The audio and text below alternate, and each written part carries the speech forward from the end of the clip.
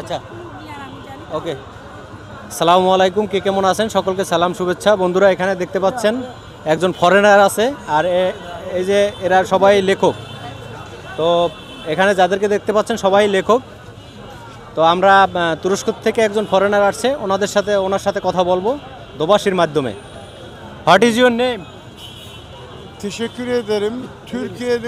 Dünyanın kalbi Türkiye'den Esselamu Aleyküm ve Rahmetullah ve Berekatühü. Bangladeş ve Türkiye kardeş bir ülke olduğu için buraya ziyarete geldim. Mutlu hanımefendi davet etti beni. Buraya geldim. Evet. Programlar yaptık. Bana sizi arkadaşımız anlatacak. ওয়ালাইকুম আসসালাম। উনি এতক্ষণ কি বলছে বলেন তো? তুরস্ক থেকে আপনার ওপর শান্তি, আল্লাহর রহমত ও আশীর্বাদ বর্ষিত হোক। আমি এখানে ব্যাংকে এবং 5 ভাইয়ের সাথে দেখা করতে এসেছি এবং এদের সবার সাথে মিশে অনেক ভালো লাগছে। আচ্ছা, বাংলাদেশে আসার পরে সবচাইতে কোন জিনিসটা আপনার ভালো লাগছে আমাকে বলেন। Evet. বাংলাদেশে আসার পরে তোমার কোন জিনিসটা সবচেয়ে বেশি ভালো লেগেছে? আমাকে দাও এখন।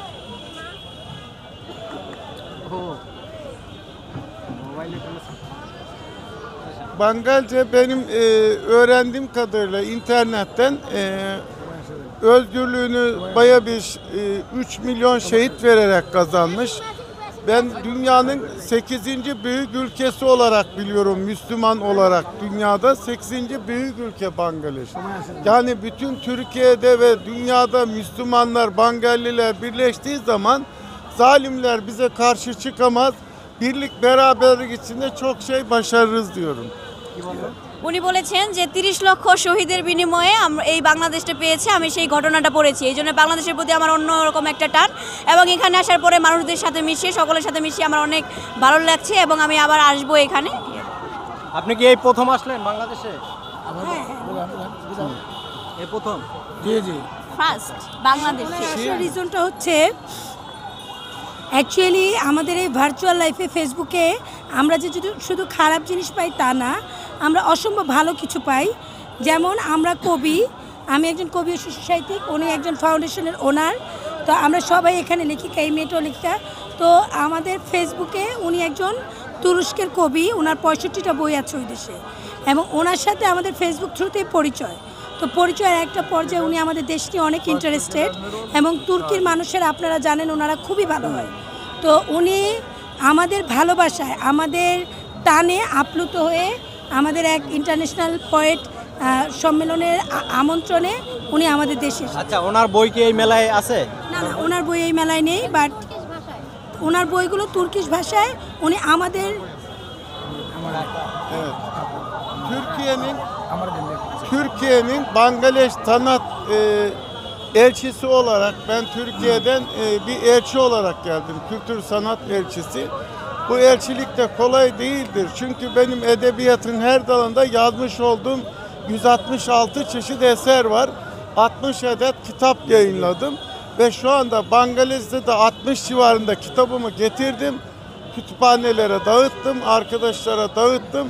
Ve burada Tangay Üniversitesi'nde, Dhaka Üniversitesi'nde programlar yaptık. Ve dolayısıyla çok ilgi gördük.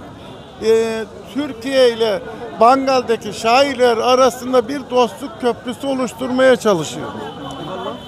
যদি আমি শিল্প সংস্কৃতি থেকে হিসেবে এসেছি এখানে, দূরভাষে কাজ করা সহজ নয়, কারণ আমি সাহিত্যের প্রতিটি শাখায় যুক্ত আছি এবং আমি জানি সাহিত্যের কাজগুলো করা কত কঠিন।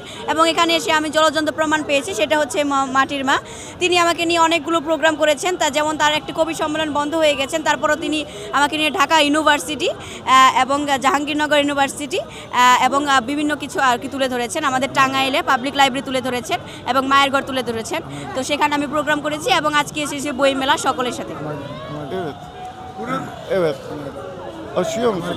Buradaki hepsi birbirinden değerli arkadaşlarım. Bu gördüğünüz hem sunucu, hem yazar, hem şair, hem oyuncu, her yönde yeteneği olan bir şahsiyet hanımefendi. Bunu ben kızım kabul ediyorum. Burada abla kardeşlerimiz var, şair yazarlarımız var. Hafsa Alam hanımefendi var orada. Nesran hanımefendi var. Kamerayı çekebilirsiniz orada. Natural Nutlu hanımefendi zaten beni davet etti 11. Tangil programı için ve gerçekten Türkiye'yi Müslüman kardeş olduğu için çok sıcak bir karşılama oldu. Ben hepsine Allah razı olsun diyorum. Sizlerin huzurunda misafirperverliğinize teşekkür ediyorum. Minnettarım hepinize. Allah razı olsun diyorum. Arkadaşlar da söz sahibi olsun. উনি প্রথমে আমি আর কি আমার ভাষায় বলছি আমাকে direction করে বলেছেন যে যেমন এই মেয়েটিকে কথা বলি আমি উনি একজন অভিনেত্রী একজন সাংবাদিক একজন লেখক ও অনেক গুণে গুণান্বিত তারপরে আছেন মাটির মার কথা বলেছেন